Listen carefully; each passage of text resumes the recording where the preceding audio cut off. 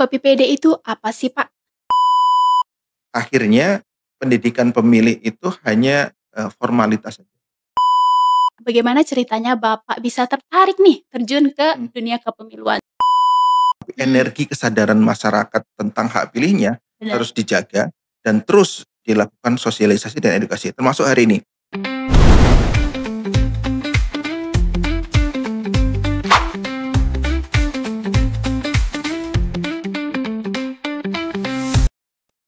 Halo teman pemilih, selamat datang di Bilik Podcast KPU Provinsi Jambi.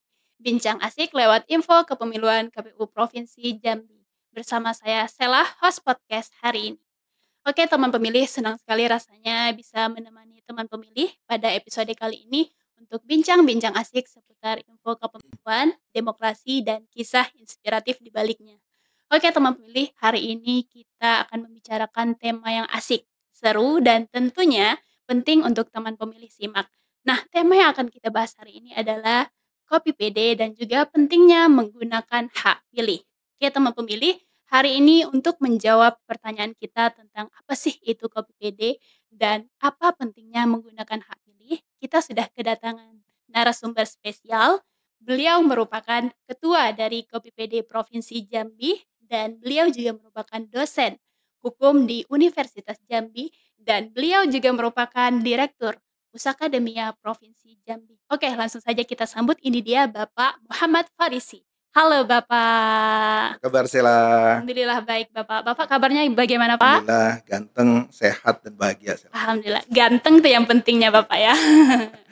Betul. Oke Bapak, terima kasih Gimana? sekali Bapak sudah berkenan hadir di ya. episode podcast kita pada hari ini. Dan saya merasa sangat bangga, merasa terhormat bisa hadir di sini. Oke. Ini bukan orang lain di KPU. Iya. Kami Kopi PD lahirnya di sini. Iya, bukan asing lagi berarti Pak ya. Iya. Oke, Bapak boleh disapa dulu teman pemilih kita. Ya, Assalamualaikum warahmatullahi wabarakatuh. Apa kabar semuanya? Masyarakat Jambi, penikmat, pemirsa dari Bilik atau podcast Bilik KPU Provinsi Jambi. Benar. Ya. Oke, Pak. Tadi kan sudah kita bahas ya, sudah saya sebutkan nih tema kita itu kita mau membahas tentang kopi PD dan juga pentingnya menggunakan hak pilih. Nah, sebelum kita bincang lebih jauh nih Bapak, kopi PD itu apa sih Pak? Bagaimana kopi PD itu bisa terbentuk? Terima kasih Sela. Jadi kalau bicara kopi PD sebenarnya ini kami kembali ke rumah kami nih sebenarnya. Saya ingat ya tahun 2016 sebenarnya awalnya. Seingat saya itu KPU RI itu memerintahkan semua KPU provinsi untuk menyelenggarakan kursus kepemiluan. Yang di kursus kepemiluan itu outputnya itu lahirnya sebuah komunitas. Kalau di tingkat nasional dan provinsi lain namanya KPPD. KPPD. Tapi di Jambi kami mengusulkan akronim yang lain supaya lebih hangat, lebih dekat ke masyarakat, istilahnya di Kopi PD. Kepanjangannya sama, Komunitas Peduli Pemilu dan Demokrasi. Nah, di komunitas ini terdiri dari beragam komunitas juga. Ada yang tukang beca, ada tukang ojek, ada akademisi, ada dari penyiar radio, ada seluruh komponen masyarakat, dari disabilitas, kelompok perempuan, dari pelajar juga ada. Artinya semua kelompok-kelompok masyarakat itu tergabung di kursus kepemiluan yang diselenggarakan kemarin, dan outputnya adalah komunitas. Nah, tugas kami ini ada dua sebenarnya, sesuai dengan SK yang dibuat oleh KPU Provinsi tahun 2016 waktu itu, yaitu tugasnya dua. Satu, menjadi mitra dari KPU untuk melakukan sosialisasi tentang tahapan kepemiluan, dan yang kedua menjadi mitra dari KPU Provinsi Jambi untuk melaksanakan pendidikan pemilih. Nah, dua tugas itulah yang terus kami lakukan sampai hari ini. Sampai dengan sekarang. Dan Kopi PD Provinsi Jambi saya pikir satu-satunya yang berhasil ada di 11 kabupaten kota. Artinya KPU Provinsi Jambi waktu itu berhasil mengkoordinasikan semua KPU di kabupaten kota, akhirnya terbentuk komunitas pemilu dan demokrasi. Nah, hari ini tentunya saya juga berharap KPU kabupaten kota terus merangkul, karena kami ini anak kandungnya gitu. Di satu sisi harus juga proaktif mendekatkan diri Kopi PD-nya, tapi KPU-nya juga harus merangkul sehingga ketemu gitu, jalin sinergi. Oke, baik. Jadi memang Kopi PD itu tidak asing ya Pak kalau dengan KPU gitu kan. Betul. KPPD kan Komunitas Peduli Pemilu dan Demokrasi, yang Betul. pastinya penggiat demokrasi seperti itu ya Iya. Bapak. Kalau dilihat dari background Bapak kan seorang akademisi ya, Mhm. akademisi. Bagaimana ceritanya Bapak bisa tertarik nih terjun ke Mhm. dunia kepemiluan sampai akhirnya Bapak bergabung di komunitas dan sampai jadi ketua KPPD Oke. Provinsi Jambi. Boleh Bapak? Iya, terima kasih. Mhm. Jadi background saya memang ilmu hukum. Mhm. Background saya itu ilmu hukum, tapi saya keterima ASN dosen itu di Visipol Visipol. Unja. Nah, di situ tentu prodinya saya masuk ke prodi ilmu. Nah, Mhm. untuk mendalami ilmu politik, background saya yang hukum tentu selain membaca literatur kembali tentang ilmu politik, tentu saya juga harus bergaul, bersosialisasi, beradaptasi gitu ya, dengan semua komponen-komponen politik. Salah satunya ya penyelenggaranya, KPU, Bawaslu, kemudian teman-teman di partai politik, kemudian anggota DPR, pemerintah. Sehingga memang saya rajin silaturahmi ke lembaga-lembaga yang bergerak di politik. Salah satunya KPU ini. Mhm. Nah, gayung bersambut gitu. Baik. Ternyata pihak KPU sedang ingin mendekatkan diri ke civil society juga, salah satunya kan pendidikan. Akhirnya ngobrol, sering ngopi, kemudian terus bikin kegiatan-kegiatan. Nah, akhirnya keenakan tuh. Jadi lanjut gitu Jadi Pak ya? lanjut. Saya ingat program pertama Iya. kita itu dialog di TV, di Dialog. JEK TV waktu itu. Namanya Jendela Politik Jambi. Jendela Politik. Itu ada 3 komponen di situ. Saya sebagai akademisi, sebagai host, kemudian ngajak mahasiswa untuk sebagai penontonnya. Kemudian dari KPU yang mengorganize narasumbernya siapa segala macam. Dari JEK TV-nya itu produksi siarannya. Itu tidak ada yang dibayar dan semuanya free, semuanya murni untuk memberikan edukasi atau pendidikan pemilih. Non dipa lah istilahnya. Oke. Ini memang cintaan kita lah Iya. terhadap kualitas demokrasi. Itu awal. Baik. Berarti memang banyak Pak ya kontribusinya KPPD ini terhadap kepemiluan dan demokrasi kita terutama di Jambi pastinya Pak ya. Iya. Oke, baik teman pemilih, kita akan lanjut nih bincang-bincang seru dengan Bapak Farisi lagi. Untuk itu teman pemilih tetap di Bilik Podcast KPU Provinsi Jambi. Pasangannya kalau pilih-pilih, masa pemimpin nggak mau pilih-pilih? Gunakan hak pilihmu dengan bijak. Oke, baik teman pemilih, kita lanjut lagi di Bilik Podcast KPU Provinsi Jambi. Bincang asik lewat info kepemiluan. Oke, kita lanjut bincang dengan Pak Faris ini. Oke, Sela. Tadi kan sudah diceritakan banyak ya Pak tentang aktivitas dari KPPD itu sendiri, yang pastinya sangat mengupayakan tentang demokrasi. Nah, sekarang kita beralih ke hak pilih Pak, yang tentunya saling berkaitan. Nah, sebelum itu Sela mau tanya nih Pak kepada Bapak.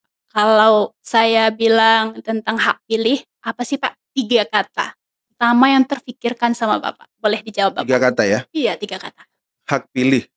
Menurut saya pemimpin, hikmat dan bijaksana. Pemimpin, hikmat dan bijaksana. Ya. Boleh dijabarkan kenapa harus 3 kata tersebut? Baik, kita flashback dulu kalau gitu ya. Oke, kita flashback. Seperti kita tahu bahwa negara Indonesia itu adalah negara demokrasi. Mana disebutkan di konstitusi kita di pasal 1 bahwa kedaulatan berada di tangan rakyat dan dilaksanakan sepenuhnya berdasarkan undang-undang dasar. Artinya sebenarnya yang berkuasa di negeri ini adalah rakyatnya. Bagaimana rakyat supaya bisa berkuasa, supaya bisa berdaulat, tentu tidak semua rakyat bisa memegang tanggung pemerintahan atau lewat cara perwakilan, sehingga muncullah yang namanya lembaga-lembaga yang salah duanya adalah lembaga eksekutif dan lembaga legislatif. Nah, di situ nanti ada wakil rakyat yang tugasnya memang mewakili rakyat untuk melaksanakan 3 fungsinya, yaitu legislatif drafting, kemudian nanti ada budgeting dan melakukan controlling terhadap pemerintahan. Nah, hak politik ini adalah bagian dari hak asasi manusia. Jadi ciri-ciri negara demokrasi itu adanya hak asasi manusia. Hak asasi manusia itu ada banyak. Salah satunya adalah hak politik. Di Undang-Undang Dasar itu nanti ada di pasal 28, 8A sampai 28C. Nah, hak politik ini juga ternyata bukan hanya sifatnya lokal Indonesia, tapi juga diakui secara universal, mulai dari Universal Declaration of Human Rights, kemudian ada di International Covenant on Civil and Political Rights, kemudian ada Konvensi HAM-nya Eropa, Afrika, Amerika, bahkan di ASEAN. Artinya hak asasi manusia, khususnya hak politik, itu harus diakui dan harus dilindungi dan harus diupayakan. Nah, mewujudkan hak politik ini maka perlu mekanisme. Mekanismenya adalah dengan adanya pemilu. Jadi ada hubungannya antara hak politik. Tidak mungkin kita punya hak politik, tapi tidak ada mekanisme untuk menyalurkan hak politiknya.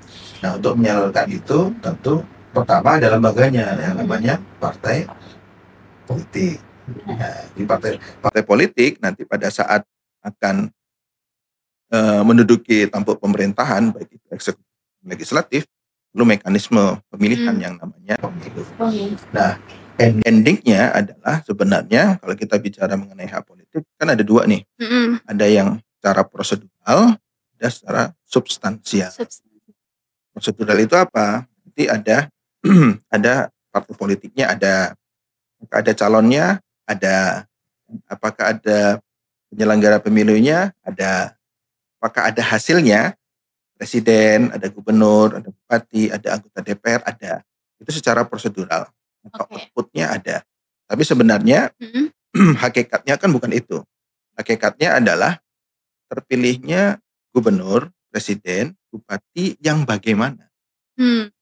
Terpilihnya anggota legislatif atau anggota DPR yang bagaimana. Nah, itu yang harus dikejar. Yang bagaimana itu yang tadi yang saya sampaikan adalah pemimpin yang hikmat dan bijaksana.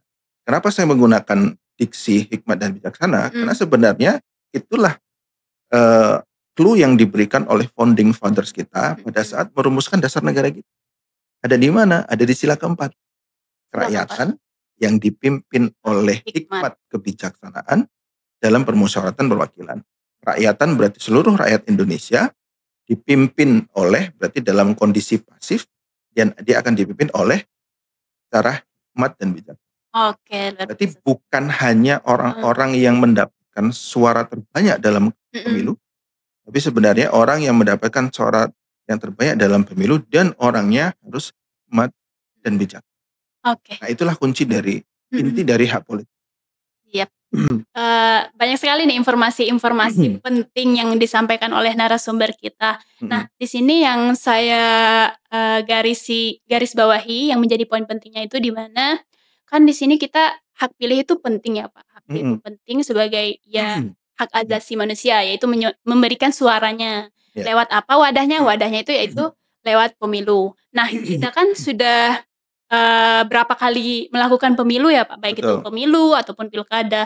Nah, tapi sekarang kita lihat tentu setiap pemilu itu ada juga masyarakat itu yang golput, tidak menggunakan hak pilihnya. Nah, kalau menurut Bapak itu sendiri, seberapa penting sih Pak kita menggunakan hak pilih? Karena dari masyarakat kita kan mungkin berpikir, walaupun saya menggunakan hak pilih, sudah nyoblos, sudah ke TPS, tapi negara masih gini-gini aja. Terus kehidupan mereka masih ya seperti itu aja gitu Pak. Bagaimana menurut Bapak? Untuk menjawab itu saya ingin memberikan gambaran yang baru saja terjadi beberapa minggu belakangan. Banyak demo-demo yang terjadi di Jakarta maupun di beberapa daerah di Indonesia, dan sayangnya jadi kerusuhan. Tapi kita tidak bicara kerusuhannya, kita bicara mengenai substansi demonya. Ketidakpercayaan masyarakat terhadap pemerintah maupun terhadap anggota DPR, yang mereka merasa kok mereka tidak memperjuangkan aspirasi rakyat ya, kok DPR sebagai wakil rakyat kok gajinya ketinggian ya, tidak empati dengan kondisi rakyat ya, kan seperti itu. Kan kita lihat juga di Nepal juga kurang lebih seperti itu, bukan lebih parah lagi. Kalau lihat di Prancis sekarang juga sedang banyak demo. Di Malaysia juga ada kemarin, di Eropa juga ada, kalau tidak salah di Norway atau di Swiss, ya, termasuk Prancis tadi. Dan satu hari yang lalu terjadi juga di Timor Leste. Artinya masyarakat menurut saya mulai sadar nih makna dari hak politik. Kalau kemarin mungkin masyarakat tidak peduli, abai, terhadap hak politiknya, kemudian, malas-malasan datang ke TPS, Iya. kemudian, masih menerima money politik, sekarang mulai sadar. Ada gium bahwa pemimpin itu cerminan dari rakyatnya. Wakil rakyat, anggota DPR juga pasti cerminan dari rakyatnya. Kalau rakyatnya asal-asalan milih, kalau rakyatnya sembarangan memilih, kalau rakyatnya memilih karena money politik, ya hasilnya juga pemimpinnya pasti kurang lebih sama. Maka yang harus terus dilakukan menurut saya adalah merubah mindset masyarakat. Sehingga mereka sadar kualitas atau pentingnya memilih itu. Nah, merubah mindset itu tidak mudah. Merubah mindset itu harus dilakukan terus-menerus dan berulang-ulang. Dengan cara apa? Dengan cara edukasi. Benar. Nah, siapa yang harusnya melakukan edukasi itu ada dua. Edukasinya bisa datang langsung, artinya kita melakukan sesuatu, bisa lewat teladan. Teladan. Oke. Nah, edukasinya siapa yang harus melakukan? Ya tentunya pemerintah punya tanggung jawab lebih untuk melakukan itu. Pemerintah itu siapa? Pemerintah kalau di kementerian sama di pemerintahan daerah itu ada Kesbangpol, Kemendagri atau di daerah ada Kesbangpol yang memang lembaganya secara tusinya memang bergerak di bidang itu. Harusnya banyak anggaran-anggaran yang digelontorkan, yang dianggarkan untuk melakukan pendidikan pemilih. Kemudian siapa lagi? Tentu KPU dan Bawaslu, DKPP yang punya tanggung jawab moral lebih untuk melakukan pendidikan pemilih. Termasuk perguruan tinggi dan media dan lain sebagainya. Nah, terus melakukan edukasi itu tidak boleh lelah. Apalagi di saat-saat sekarang ini yang paling penting. Jadi kalau sudah masuk tahapan, itu kan pasti sibuk dengan tahapan ya. Kalau pengamatan saya ya. Kalau sudah masuk tahapan itu berarti sibuk dengan tahapan-tahapan dan akhirnya pendidikan pemilih itu hanya formalitas saja. Nah, harusnya di saat-saat seperti ini yang tahapannya masih panjang, ini harusnya banyak diisi kegiatan-kegiatan pendidikan pemilih. Itu yang harus dilakukan. Oke, baik. Makin seru nih ya teman pemilih pembicaraan kita. Oke, untuk sekarang kita akan masuk ke kuis. Kuis dulu Pak. Sebelum kita lanjut ke bincang-bincang yang lebih seru lagi. Nah, untuk teman pemilih yang masih stay menyimak Bilik Podcast KPU Provinsi Jambi, kita akan ada kuis cepat bagi teman pemilih. Dan untuk teman pemilih yang mau memberikan jawaban bisa tulis di kolom komentar KPU Provinsi Jambi. Hai teman pemilih, jadi sekarang saatnya kita kuis. Nah, buat teman pemilih jangan lupa jawabannya ditulis di kolom komentar di bawah ini ya. Pertanyaannya apa sih Kak? Nah, pertanyaannya itu gampang banget teman pemilih. Sebutkan siapa nama ketua KPU Provinsi Jambi saat ini. Ini kuisnya ada hadiahnya nggak ya? Tentunya ada teman pemilih dan nanti pemenangnya itu akan diumumin di episode podcast berikutnya. Nah, jadi Bilik Podcast KPU Provinsi Jambi tidak hanya memberikan info seputar kepemiluan saja, tapi juga memberikan hadiah ya Kak? Tentunya hadiahnya menarik buat teman pemilih. Wah, kalau gitu sampai jumpa di kuis kita berikutnya. Oke, baik teman pemilih, balik lagi ke Bilik Podcast KPU Provinsi Jambi. Kita akan lanjut bincang-bincang lagi bersama narasumber kita, Pak Farisi, yang tentunya membicarakan tentang demokrasi kita, tentang pemilu pastinya ya Pak ya. Nah, sekarang nih Pak, kalau kita lihat dari yang Bapak sampaikan tadi tentang demokrasi kita, tentang pemilu kita yang sekarang kita jalani, menurut Bapak apa sih tantangan terutama tantangan kita untuk menghadapi demokrasi ke depan? Oke, baik, terima kasih Sela. Jadi ada 3 hal yang menurut saya harus mendapat perbaikan ke depan, tantangan dan perbaikan. Satu, dari sisi kualitas penyelenggaranya. Kualitas penyelenggaranya artinya dari KPU, Bawaslu, dan DKPP, itu yang perlu dikuatkan adalah kapasitas dan integritasnya. Dan itu dimulai dari proses seleksi komisioner atau anggota KPU-nya, baik di tingkat pusat, provinsi, kabupaten maupun di tingkat kecamatan dan di bawahnya. Itu yang pertama. Yang kedua, dan yang paling penting menurut saya adalah kita memperbaiki partai politiknya. Karena apapun yang terjadi di DPR itu adalah isinya fraksi-fraksi. Fraksi-fraksi itu kepanjangan tangan dari siapa? Dari partai politik. Yang menentukan apapun keputusan-keputusan fraksi dan lain-lain itu sebenarnya adalah dari partai politiknya. Benar. Nah, artinya yang harus diperbaiki adalah kualitas partai politiknya. Apa yang harus diperbaiki? Ada namanya SIPP, Sistem Integritas Partai Politik. Itu harus diperbaiki, khususnya pada tahapan atau bagian proses rekrutmen calon pemimpinnya. Calon pemimpin untuk jadi eksekutif, baik calon pemimpin untuk jadi legislatif. Karena partai politik adalah satu-satunya lembaga yang diamanahkan oleh undang-undang untuk melakukan rekrutmen kepemimpinan. Anda hebat di ormas apapun, Anda hebat jenderal bintang apapun, mau jadi anggota legislatif lewat mana? Lewat partai politik. Yeah. Nah, maka undang-undang partai politik harus wajib fardhu ain untuk direvisi. Yeah. Khususnya diperkuat bagian proses rekrutmen pimpinan. Karena kelemahannya ada di situ. Di pasal 29 itu hanya menyerahkan secara langsung, proses rekrutmen dilakukan secara demokratis sesuai dengan ADART partai politik. Sehingga tidak ada keseragaman, tidak ada standar, tidak ada tolok ukur bagaimana sebenarnya rekrutmen itu harusnya berjalan. Rekrutmen bagaimana seharusnya berjalan? Harusnya sesuai dengan prinsip-prinsip yang namanya good democratic governance. Nah, itu prinsip-prinsip yang ada di good democratic governance itu harusnya ada juga di Undang-Undang Partai Politik, menjadi azas dalam Undang-Undang Partai Politik, sehingga semua turunan-turunannya itu bergerak ke arah. Sehingga dengan proses rekrutmen yang benar, insya Allah akan melahirkan calon wakil rakyat yang benar. Itu yang poin yang kedua tadi ya. Kemudian yang ketiga adalah tentang masyarakat. Nah, masyarakat harus terus diedukasi, tidak boleh lelah untuk paham, mindsetnya berubah, untuk paham kenapa kita harus datang ke TPS, kenapa kita harus memberikan hak suara kita, dan memilihnya harus secara tanggung jawab dan bermartabat. Artinya masyarakat benar-benar, dan ini momentum ya, tadi kejadian-kejadian yang saya sebutkan tadi, demo-demo yang terjadi di beberapa daerah, itu bukan energi demonya, tapi energi kesadaran masyarakat tentang hak pilihnya harus dijaga dan terus dilakukan sosialisasi dan edukasi. Termasuk hari ini, podcast seperti ini tentang pendidikan pemilih, pendidikan politik harus terus dilakukan kepada masyarakat, khususnya Gen Z. Karena Gen Z ini sangat apatis. Nah, harus terus dilakukan pendekatan secara kreatif, secara inovatif, ya, program-program yang asik, podcast, video-video pendek yang asik, yang itu terus dilakukan di kanal-kanal media sosial, sehingga mereka tertarik. Undang influencer-influencer untuk datang, untuk ngobrolin tentang politik, ngobrolin tentang demokrasi, sehingga mereka sadar dan mau menyuarakan.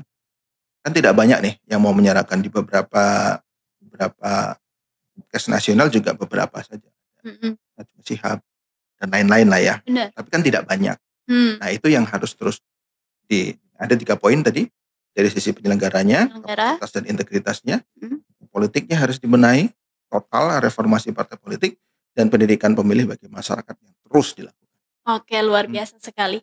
Baik teman pemilih, banyak sekali informasi-informasi penting yang tentunya bisa teman pemilih simak dari apa yang narasumber kita sampaikan. Oke Bapak, sebelum kita tutup, sebelum kita tutup podcast kita hari ini, boleh dong Bapak kasih pesan-pesan kepada teman pemilih ataupun seluruh masyarakat yang menonton Bilik Podcast KPU Provinsi Jambi. Boleh disampaikan Bapak? Oke, baik. Ada 2 pesannya menurut saya, khususnya masyarakat dan lebih khusus lagi adalah generasi muda, itu seimbangkan antara iptek dengan imtek. Ya, karena itu 2 kuncinya nanti. Imteknya, ilmu pengetahuan dan teknologinya terus diasah, terus belajar tentang itu semuanya, tapi juga diimbangi dengan imtak, iman dan takwanya. Dua-duanya kalau itu terus seiring berjalan, insya Allah ilmunya akan berkah, ilmunya akan digunakan untuk hal yang positif. Baik. Oke Bapak, sepertinya kita ngobrol-ngobrolnya cukup sampai di sini. Semoga di lain kesempatan kita bisa sharing-sharing lagi nih Pak. Luar biasa sekali informasi-informasi yang Bapak sampaikan, itu sangat-sangat bermanfaat bagi kami, tentunya para teman pemilih tentunya yang sudah menyaksikan Bilik Podcast KPU Provinsi Terima kasih Jambi. Stella dan terima kasih. Ya, semoga di lain kesempatan kita bisa bertemu lagi ya Pak. Oke. Dan juga untuk teman pemilih, terima kasih sudah membersamai Bilik Podcast KPU Provinsi Jambi. Dan untuk teman pemilih, jangan lupa like, komen, dan share podcast KPU Provinsi Jambi. Dan tentunya ikuti semua media sosial KPU Provinsi Jambi supaya tidak ketinggalan info-info seputar kepemiluan. Oke teman pemilih, sampai jumpa di episode berikutnya. Sampai jumpa.